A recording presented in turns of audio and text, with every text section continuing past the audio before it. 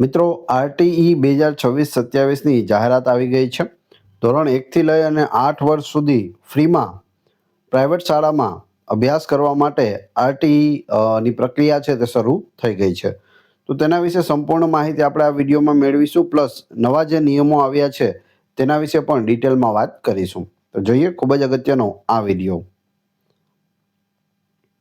ગુજરાત સરકારના શિક્ષણ વિભાગ દ્વારા શૈક્ષણિક વર્ષ 2026-27 માટે રાઇટ ટુ એજ્યુકેશન એટલે કે આરટીઈ હેઠળ પ્રવેશની સત્તાવાર જાહેરાત કરવામાં આવી છે. આ યોજના હેઠળ ખાનગી શાળાઓમાં 25% બેઠકો પર આર્થિક રીતે નબળા અને વંચિત જૂથના બાળકોને મફત શિક્ષણ છે તે આપવામાં આવે છે. 1 ધોરણથી લઈ અને 8 ધોરણ સુધી દરેક પ્રાઇવેટ સ્કૂલ ગમે તેટલી મોટી હોય, ગમે તેવી સ્કૂલ હોય, બધી જમાં 25% બેઠકો છે તે આરટીઈ માટે રિઝર્વ હોય છે. પાત્રતાના ધોરણો જોઈએ તો વયમર્યાદા: જે બાળકના 1 જૂન 2026ના રોજ 6 વર્ષ પૂર્ણ થઈ જતા હોય તે જ ધોરણ 1માં પ્રવેશ માટે પાત્ર ગણાશે. કેટલા વર્ષ થવા જોઈએ? 6 વર્ષ 1 જૂન 2026ના રોજ થઈ જતા હોવા જોઈએ તો તમે ફોર્મ ભરી શકો. આવક મર્યાદાની વાત કરીએ તો તેમાં મોટો ફેરફાર કરવામાં આવ્યો છે 2026માં. આ વર્ષે સરકારે આવક મર્યાદામાં મોટો વધારો કર્યો છે. હવે જે વાલીની વાર્ષિક આવક 6 લાખ સુધીની હશે, કેટલી? 6 લાખ સુધીની આવક હોય તેઓ પણ આ યોજનાનો લાભ લઈ શકશે. અગાઉ આ મર્યાદા શહેરોમાં 1.5 લાખ અને ગ્રામ્યમાં 1.20 લાખ હતી. સિટીમાં કેટલી હતી? 1.50 લાખ અને ગામડાઓમાં 1.20 લાખ હતી. હવે બધે કેટલી કરી દેવામાં આવી છે? 6 લાખ.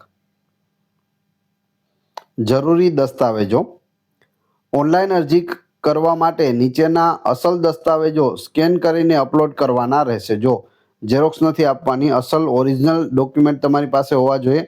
તેને સ્કેન કરવા પડશે અને વેબસાઇટ ઉપર અપલોડ પણ કરવા પડશે. કયા કયા ડોક્યુમેન્ટ જોઈએ તો બાળકનું જન્મનું પ્રમાણપત્ર, રહેઠાણનો પુરાવો જોઈશે જેની અંદર આધાર કાર્ડ, રેશન કાર્ડ, વીજળી બિલ અથવા ચૂંટણી કાર્ડ. જો આમાંથી કંઈ ન હોય તો રજિસ્ટર્ડ ભાડા કરાર પણ ચાલશે. તમે ભાડે રહેતા હોય તો ભાડા કરાર પણ આમાં ચાલે છે. કેવો હોવો જોઈએ? રજિસ્ટર્ડ હોવો જોઈએ. એના પછી છે આવકનું પ્રમાણપત્ર. મામલતદાર અથવા તાલુકા વિકાસ અધિકારી એટલે કે ટીડીઓનું પ્રમાણપત્ર હોવું જોઈએ. ગ્રામ્યમાં તલાટીનો દાખલો પણ માન્ય ગણવામાં આવશે.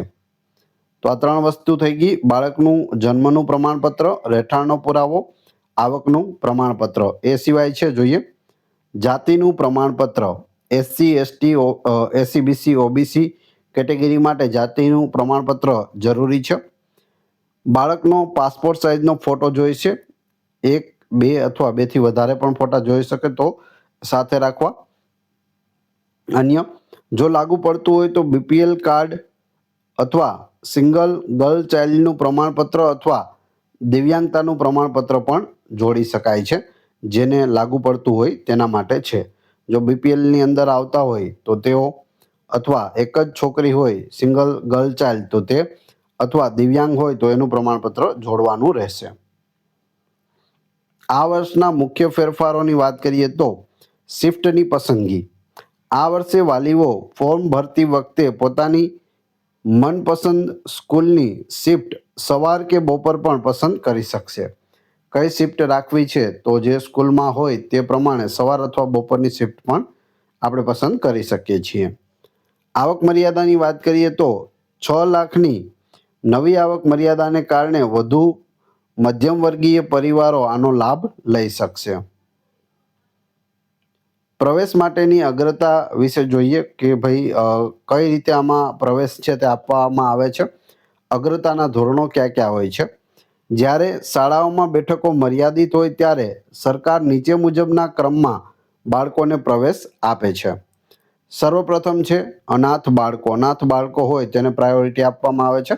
બીજા નંબરે આવે છે સંભાળ અને સંરક્ષણની જરૂરિયાતવાળા બાળકો. ત્રીજા નંબરે છે બાળગૃહના બાળકો, બાળગૃહમાં રહેતા હોય તેવા બાળકો.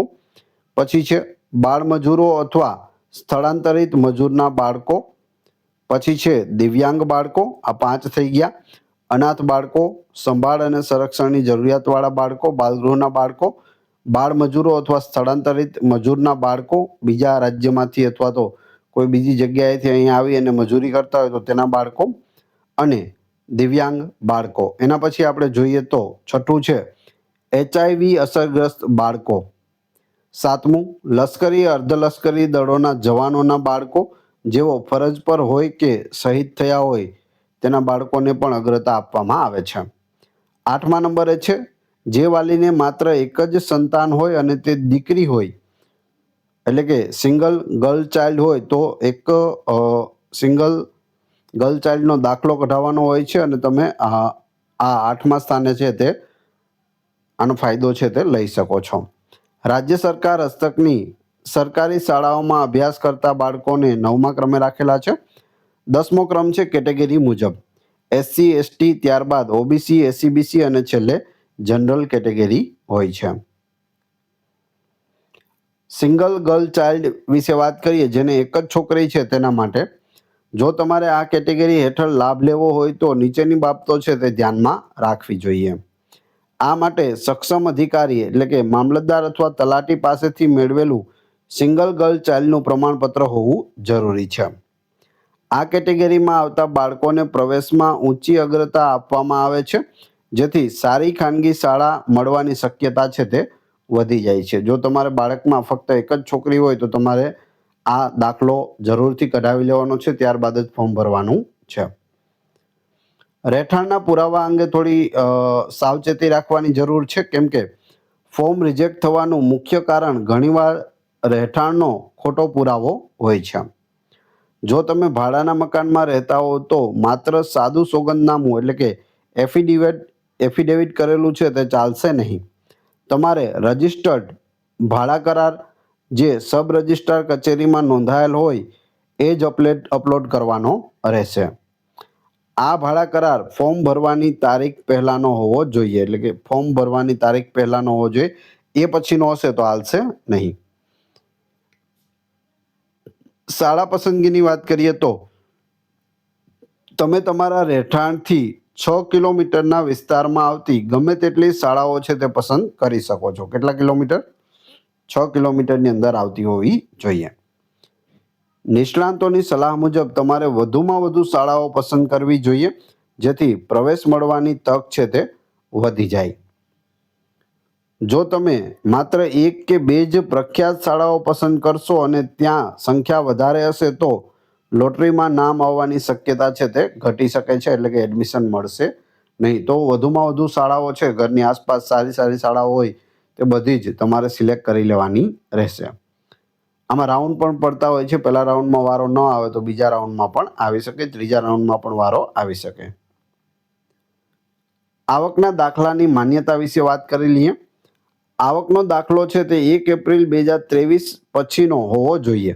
સામાન્ય રીતે 3 વર્ષ માટે માન્ય હોય છે, તો ખાસ તારીખ જોઈ લેજો. 1 એપ્રિલ 2023 પછીનો હશે તો જ ચાલશે, એની આગળનો હશે તો એ ચાલશે નહીં. 1 એપ્રિલ 2023 પછી કઢાવેલો હોવો જોઈએ. જો તમારી પાસે જૂનો દાખલો હોય જેની મુદત પૂરી થઈ ગઈ હોય તો 31 માર્ચ પહેલા નવો છે તે દાખલો તમારે કઢાવી લેવો હિતાવહ રહેશે. તમારે હવે શું કરવું જોઈએ? વાલી તરીકે તમારે શું કરવું જોઈએ? તો 1, ડોક્યુમેન્ટ્સ તૈયાર કરો. ઉપર જણાવેલ તમામ અસલ દસ્તાવેજો અત્યારે જ તૈયાર કરી લો. વેબસાઇટ ચેક કરતા રહો. 4 એપ્રિલથી ફોર્મ ભરવાનું શરૂ થશે, તેથી શરૂઆતના 2-3 દિવસમાં જ ફોર્મ ભરી દેવું સારું રહેશે. 4 એપ્રિલ 2026થી ફોર્મ ભરાવાના શરૂ છે. ચોકસાઈની વાત કરીએ તો ફોર્મમાં બાળકના નામની સ્પેલિંગ ખાસ ચકાસી લેવા અને જન્મ તારીખ આધાર કાર્ડ અને જન્મના દાખલા મુજબ જ હોવી જોઈએ. જ્યારે ફોર્મ ભરો ત્યારે 2 વસ્તુ ખાસ ચેક કરવાની છે. જો તેમાં ફેરફાર હશે અને ભૂલ હશે તો તમારું ફોર્મ છે તે રિજેક્ટ થઈ જશે. તો આ 2 વસ્તુ ખાસ યાદ રાખજો. મહત્વની તારીખો જોઈએ.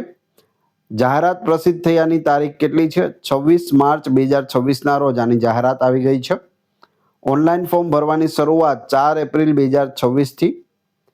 ફોર્મ ભરવાની છેલ્લી તારીખ છે તે 17 એપ્રિલ 2026 છે. પ્રવેશનો પ્રથમ રાઉન્ડ એપ્રિલના અંત સુધીમાં અંદાજિત આવી શકે અથવા તો મેની શરૂઆતમાં પણ આવી શકે. તો એપ્રિલના એન્ડમાં અથવા મેની શરૂઆતમાં પહેલો રાઉન્ડ છે ત્યાંનો બહાર પડી જશે. અરજી કેવી રીતે કરવી? તો વાલીઓએ સત્તાવાર વેબસાઇટ rt.orpgujarat.com પર જઈને ઓનલાઈન ફોર્મ ભરવાનું રહેશે અથવા તમે સાયબર કાફેમાં જઈને પણ ભરાવી શકો છો. ફોર્મ ભર્યા બાદ તેની પ્રિન્ટ પોતાની પાસે જ રાખવાની છે. તેને ક્યાંય જમા કરાવવાની જરૂર નથી. ખાલી તમારે ઓનલાઈન ફોર્મ ભરવાનું છે. જો આવડતું હોય તો સ્વયં પોતે ભરવું, ન આવડતું હોય તો સાયબર કાફેમાં જઈને અથવા તો CRC સેન્ટર પણ છે, કોઈ પણ જગ્યાએ જઈ તમે ફોર્મ ભરાવી શકો છો. વિડીયો પસંદ આવ્યો હોય, માહિતી પસંદ આવી હોય તો લાઈક અવશ્ય કરી દેજો. ચેનલ ઉપર નવા હોય ને આવી જ માહિતી આગળ પણ મેળવવા ઈચ્છતા હોય તો ચેનલને સબસ્ક્રાઇબ કરી બેલ આઇકોન પ્રેસ કરવાનું ના ભૂલશો.